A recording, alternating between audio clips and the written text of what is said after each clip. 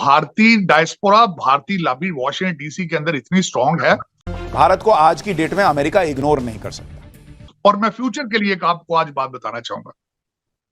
America अगर आपसे बात करेगा फ्यूचर में, तो भारत से इजाजत लेके करेगा। भारत की ताकत को दुनिया जानती है और अमेरिका को हर जगह पर भारत की जरूरत है। 5.2 मिलियन इंडियंस जो हैं वो इस वक्त अमेरिका के अंदर मौजूद है। लेकिन डोनाल्ड ट्रंप की बात अलग है। अगर वो राष्ट्रपति बने तो अलग ही बात होगी, क्योंकि उनका झुकाव भारत के प्रति, नरेंद्र मोदी के प्रति, हिंदुओं के प्रति, कट्टरपंथियों को लेकर उनका जो विचार है वो बिल्कुल क्लियर है। मैंने आज सुबह सुबह जब देखा कि मोदी जी और योगी जी जब इलेक्शन कैंपेनिंग कर रहे थे, तो उनकी ही तस्वीर में किसी ने डोनाल्ड ट्रंप और एलन मस्क की तस्वीर को एडिट कर दिया था, और डोनाल्ड ट्रंप ने लिखा है मुस्कुराते हुए कि ये किसने एडिट किया, हु एडिटेड। डोनाल्ड ट्रंप वो नेता है जो नरेंद्र मोदी की दोस्ती को उस लेवल तक लेकर गए थे कि उन्होंने नरेंद्र मोदी के स्वागत के लिए अमेरिका में बड़ा कार्यक्रम तक करवाया था। पाकिस्तान को अमेरिका हमेशा देखता रहा है अफगानिस्तान के तनाजर से, फिर उसके बाद टेररिज्म के हवाले से, उसके बाद तीसरा क्वेश्चन कोई नहीं है। जब से फॉल ऑफ काबुल हुआ है, पाकिस्तान बिकेम इररेलेवेंट। तो बात तो वही है ना, इंडिया की जो प्रेजेंस है वो तो मौजूद है यहाँ पर। ये 5.2 million Indians second largest immigrant group है अमेरिका के अंदर, और एक इम्पॉर्टेंट पॉलिटिकल एक्टर के तौर पे समझे जाते हैं, एक इम्पॉर्टेंट कम्युनिटी के तौर पे, एक इम्पॉर्टेंट डेमोग्राफिक ग्रुप है। ठीक है जी।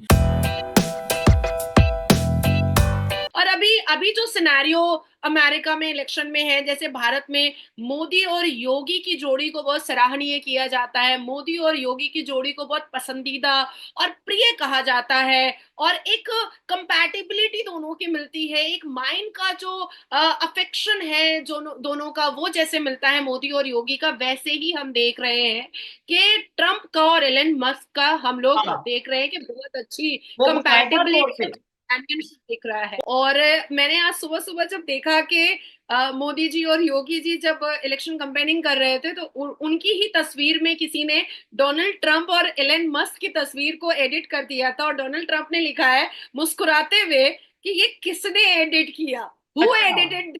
तो वो भी मिलियंस में गया, और मैंने उसको रीट्वीट भी किया है, और वो भी मेरे पास भी वो मिलियन में चला गया है। तो मुझे ये सारे नेचर जो हैं वो डोनाल्ड ट्रंप के बहुत पसंद आते हैं। अब हम आते हैं सीरियस टॉपिक पर।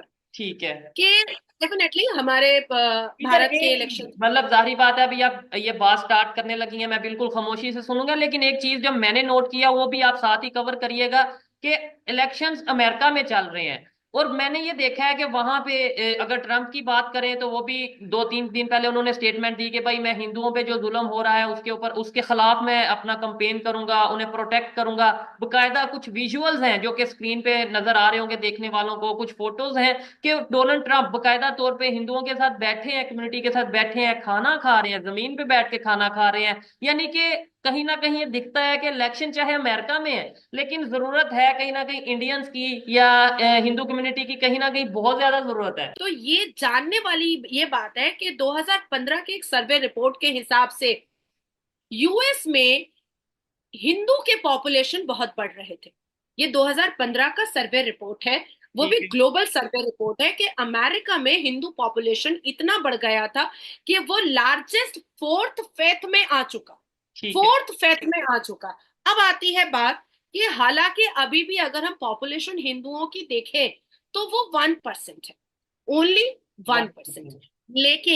लेकिन अगर हम उठा करके देखते हैं कि 2020 में जो बिडेन और ट्रंप के बीच में जो लड़ाई हुई थी उसमें कितने परसेंट की हार और जीत थी, तो उसमें हम देखेंगे कि जो बिडेन को इलेक्टोरल वोट जो है वो 51.3% मिले थे, और ट्रंप को जो मिले थे वो 46.9% मिले थे। तो ये 1% हिंदुओं का वोट जो है वो अभी निखर करके बहुत ही महत्वपूर्ण साबित हो रहा है, क्योंकि अमेरिका का जो इलेक्शन होता है वो 0.5% पर भी जीत और हार होती है। ठीक है, 0.5% पर भी। जहां अमेरिका का जो इलेक्शन कैंपेन और इलेक्शन लड़ने का जो काला चेहरा है वो अमेरिका के चमकते दमकते जिसे कहते हैं रुतबे के सामने लोगों को कभी दिखाई नहीं देता था, और पहली बार जो अंदर इलेक्शन में धांधली दिखाई देती है वो दिखाई दे रही है। पेपर से वोट पड़ रहे हैं, कोई भी आके वोट डालना चाहता है वो डाल सकता है। पेपर जो बैलेट बॉक्स है उसके अंदर आग लगी हुई नजर आती है। और जिस लेवल पर अपोजिशन कैंडिडेट को मारने के लिए उसके ऊपर 2 बार हमले हुए, वो सारे का सारा अमेरिका के चुनावों की, अमेरिका के इलेक्शंस के काले चेहरे को दिखा रहा है। जो अमेरिका दुनिया के अंदर इलेक्शंस के नाम पे सर्टिफिकेट बांटता फिरता है कि वहां धांधली हुई है और वहां नहीं हुई है। भाई माना गया बांग्लादेश में धांधली हुई है, लेकिन यह भी माना गया कि पाकिस्तान में तो कुछ हुआ ही नहीं है, छोटी मोटी वारदात के अलावा, छोटी मोटी घटनाओं के अलावा कुछ हुआ ही नहीं। इंडियन इलेक्शंस को फ्रॉड करार दे दिया जाता अगर मोदी जी 400 पार पहुंच जाते। ये तो शुक्र है ऊपर वाले का कि 400 पार ना पहुंच के कांग्रेस को भी 99 सीट्स आई, मिला भी तो बोल ना पाए लेकिन खुश भी ना हो पाए। अपोजिशन भी ठीक ठाक आया लेकिन कुछ कर नहीं पाया। बीजेपी कमजोर हुई लेकिन इतनी कमजोर नहीं हुई कि बहुत ज्यादा, वरना अगर 400 पार या 300 पार या 350 के करीब बीजेपी की सीट्स होती, आरजू जी मैं गारंटी से कह सकता हूं मोदी जी की इस सरकार को अमेरिका अब तक डिनाउंस कर चुका होता और साफ कह चुका होता कि ये सरकार गलत है, मैं इसे सपोर्ट नहीं करता, चुनावों में धांधली हुई है, ईवीएम मशीन्स जो है वो फ्रॉड है। लेकिन अमेरिका दुनिया का बॉस बना फिरता है, सबसे ज्यादा ताकतवर है, सारी टेक्नोलॉजी उसके अकॉर्डिंग चलती है, दुनिया का पूरा सिस्टम डायरेक्टली और इनडायरेक्टली उसके बनाए हुए सिस्टम के ऊपर डिपेंडेंट है। इस वजह से अमेरिका के इलेक्शंस की धांधली के अंदर या अमेरिका के फ्रॉड्स, अमेरिका के इलेक्शन फ्रॉड्स के अंदर कोई भी ध्यान नहीं देता, और अगर देता भी है तो बोल नहीं पाता है, बोलने की हिम्मत नहीं कर पाता। अमेरिका के इलेक्शन सोचकर देखिए, ballot box, paper ballot, paper के ऊपर वोटिंग हो रही है, पेपर बैलेट है, और बैलेट बॉक्स के अंदर थोड़े मतलब आग तक लग रही है। और उसके बाद रिकॉर्ड्स के अंदर कौन वोट डाल रहा है, कौन वोट नहीं डाल रहा, इसके ऊपर बहस होने की जगह साफ तौर पर यह कहा गया कि मेरी आईडी ना दिखाना मेरा राइट है। मुझे यह समझ में नहीं आया अभी तक कि यार कोई आदमी मेरी कंट्री के अंदर वोट डाल रहा है और मुझे पता ही नहीं है कि वो आदमी कौन है।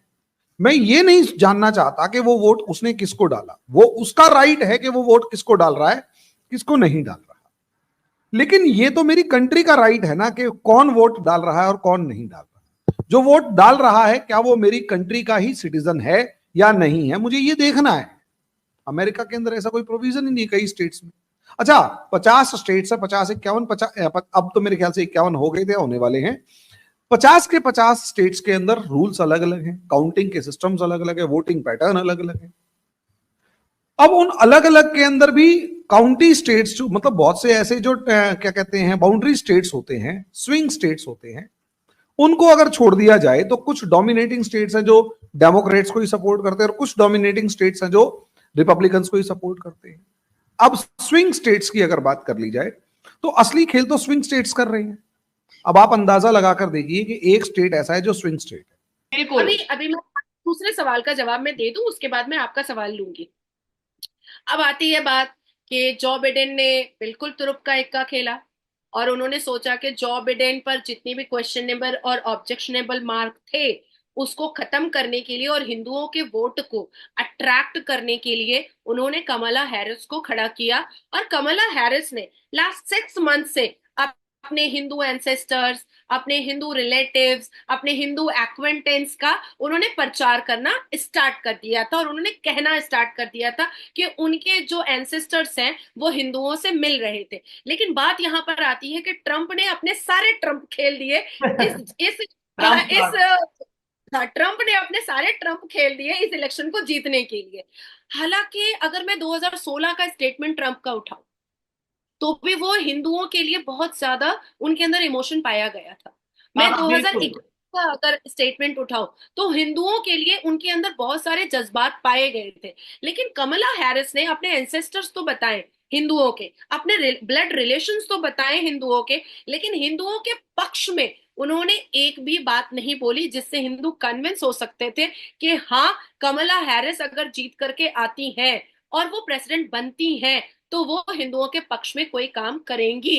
इस बीच में ट्रंप ने एक ऐसा ट्रंप खेला कि हिंदू कन्विंस हो गए और हमारे भारत में, इंडोनेशिया में, उसके बाद बांग्लादेश में, उसके बाद फिर यूएई में बजाफ्ते पूजा रख दिया गया ट्रंप को जीतने के लिए। कल हमारे भारत में बजाफ्ते कई मंदिरों में ट्रंप के फोटो के साथ पूजा आराधना हुई है, हवन हुआ है कि ट्रंप को जीतना चाहिए।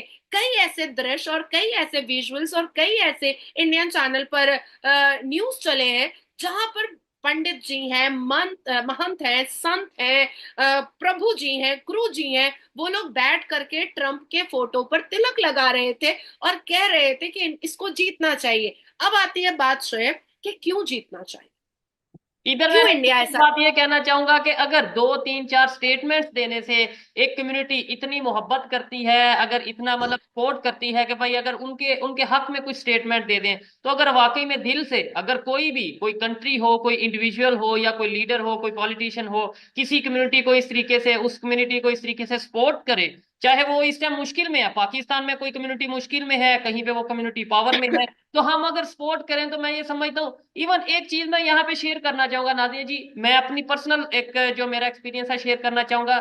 जब मैं सिंध में गया हिंदू कम्युनिटी के साथ, अपने जो हमारे पाकिस्तानी हिंदू कम्युनिटी है, इवन इसके अलावा रहीम यार खां, ये जहां पे भी मैंने विजिट किया, वहां पे मैंने जाके देखा, मुझे ऐसा फील हुआ, यकीन माने मैं बिल्कुल दिल से बात कर रहा हूँ, कि अगर सुहेब चौधरी यहाँ पे आके इलेक्शन में हिस्सा लेता है, पार्टिसिपेट करता है, तो मुझे ऐसा नजर आ रहा था कि 100% गारंटी है कि मैं विन करूंगा। उनको सिर्फ और सिर्फ क्या जरूरत है, उन्हें सिर्फ जरूरत है कि कोई उनकी आवाज बने, कोई उनके साथ खड़ा हो, कोई एजुकेटेड पर्सन उनके मसाइल, उनके इश्यूज को आगे तक लेकर जाए और उनको हल करवाने में उनके साथ दे। आपके पूर्वज ऐसे भी हिंदू ही होंगे, क्योंकि चौधरी पूरे अलकुरान में कहीं पर है नहीं, जी तो आप तो कन्वर्टेड आइटम ही है, इस बात को आप मान लीजिए, ठीक है। नहीं, तो अगर हिंदू, मुझे तो इस बात में कोई वो नहीं है कि मतलब कि मैं नहीं जी, नहीं ऐसा नहीं है वैसा नहीं है, तो हमारे खुद यहाँ पे हर एक को पता है, ओपनली टाइटल जो पता है, है, मतलब इसमें तो कोई दूसरी राय है नहीं है।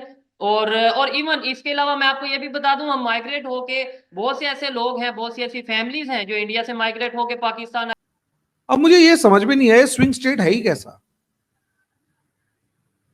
और सबसे बड़ी बात, चलो ठीक है इसे भी छोड़ दिया जाए। अब आ जाते हैं इस कैंपेन के अंदर ये बताया जा रहा है कि कभी ट्रंप आगे हो गया, कभी कमला हैरिस आगे हो गई। मुझे ये चीज अब तक समझ में नहीं आई कि कौन सी चीजें ट्रंप के अगेंस्ट जा रही हैं और कौन सी चीजें कमला हैरिस के फेवर में जा रही है। कमला हैरिस या बाइडन ने कौन सा ऐसा एक्स्ट्राऑर्डिनरी काम कर दिया?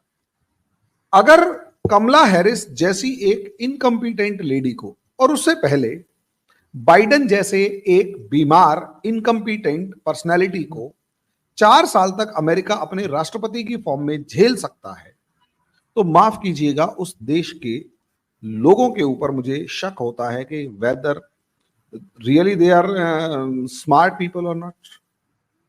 भाई सीधी सी बात है, मुझे इतना सा बता दीजिए ना कि वो आदमी या वो ग्रुप स्मार्ट कैसे हो सकता है जो अपने एक राष्ट्रपति को ये नहीं समझ पा रहा कि वो इतना बूढ़ा हो चुका है कि उसे डायरेक्शंस नहीं पता, वो अंधा भी है या देख भी पा रहा है यही नहीं पता चल रहा।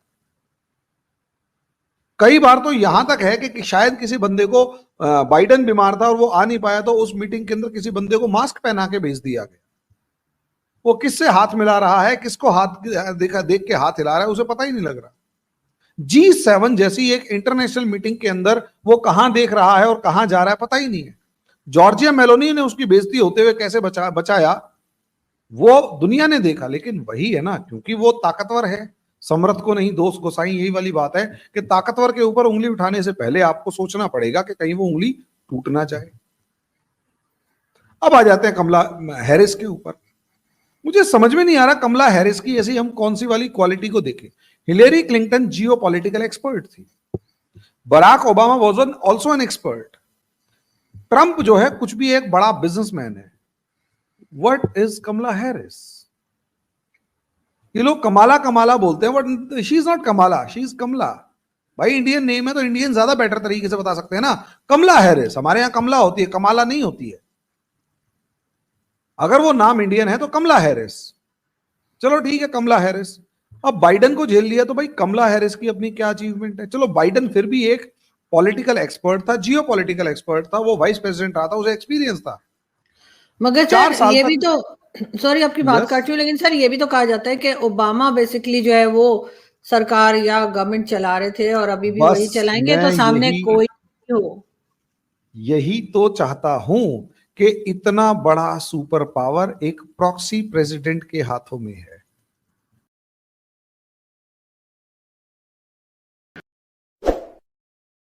पीछे कोई और चला रहा है। कैसा लग रहा है सुनकर? पपेट प्रेसिडेंट अमेरिका चला रहा है।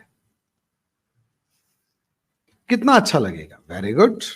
क्या इसे जस्टिफाई किया जा सकता है? इससे तो अच्छा वो जो 2 बार प्रेसिडेंट बनने का रूल है भाई, उसे ही खत्म कर दो।